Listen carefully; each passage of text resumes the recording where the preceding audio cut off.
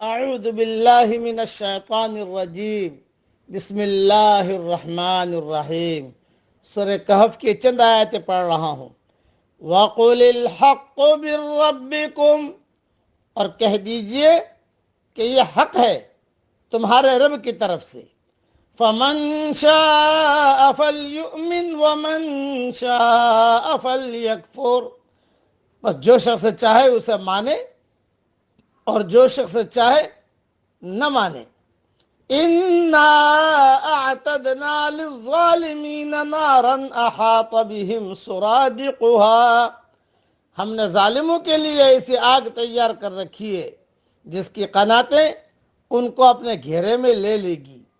وَإِن يَسْتَغِيثُوا يُغَاثُوا بِمَاءٍ كَالْمُهْلِ يَشْوِي الْوُجُوهَ، اگر وہ پانی کے لیے فریاد کریں گے تو ان کی مدد ایسے پانی سے کی جائے گی جو تیل کی تلچھڑ کی طرح ہوگا، جو چہروں کو بھون ڈالے گا۔ بئس الشراب، کیا برا پانی ہوگا۔ وساءت مرتفقا، اور کیسا برا ٹھکانہ۔ ان الذين آمنوا وعملوا الصالحات انا لا نضيع اجر من احسن عملا، بے شک جو لوگ ایمان لائے اور انہوں نے اچھے کام کیے تو ہم ایسے لوگوں کا اجر ضائع نہیں کریں گے جو اچھی طرح کام کریں۔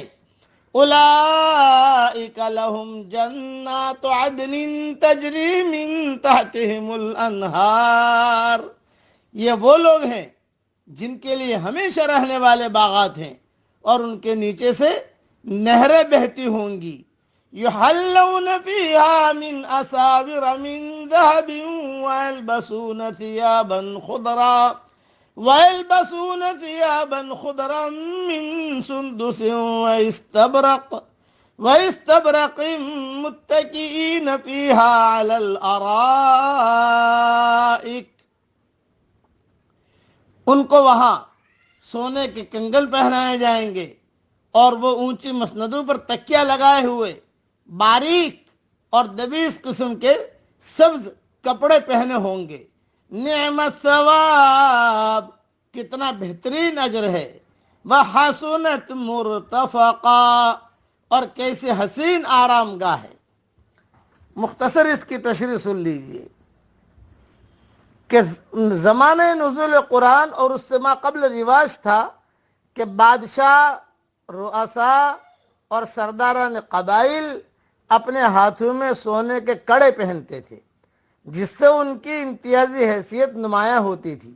اہل جنت کو بھی جنت میں کڑے پہنائے جائیں گے۔ اللہ تعالی ہم سب کو بڑی بڑی جنتوں میں داخل کرے۔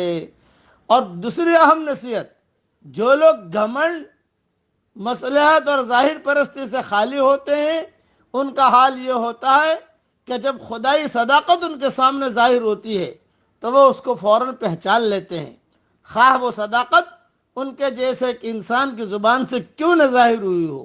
وہ اپنے آپ کو حق کے آگے ڈال دیتے ہیں، وہ اپنی زندگی کو اس کے مطابق ڈھالنا شروع کر دیتے ہیں، نہ کہ خود صداقت کو اپنی زندگی کے مطابق ڈھالنے لگے۔ جو لوگ اس طرح حق پرستی کا ثبوت دیں وہ خدا کے محبوب بندے ہیں، ان کو آخرت میں شاہانہ انعامات سے نوازا جائے گا۔ اللہ تعالیٰ ان شاہانہ انعامات سے ہم سب کو نوازے، آمین۔ وآخر دعوانا ان الحمد للہ رب العالمین۔